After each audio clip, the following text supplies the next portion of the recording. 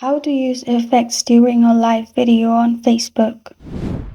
Hi everyone, I'm here to assist you today without any delay. Let's jump right in. First, open Facebook. Click on what's on your mind at the top.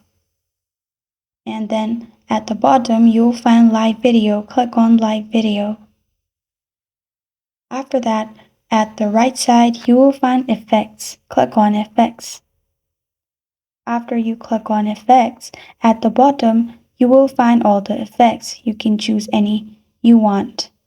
After you've chosen effects, you can simply click on start live and you will go live with the effects you choose. This is how to use effects during a live video on Facebook. Thank you for joining me today. If this video helps you out, please leave a like and subscribe for more. Got a question or wants to suggest a topic? Comment below. Thank you for watching.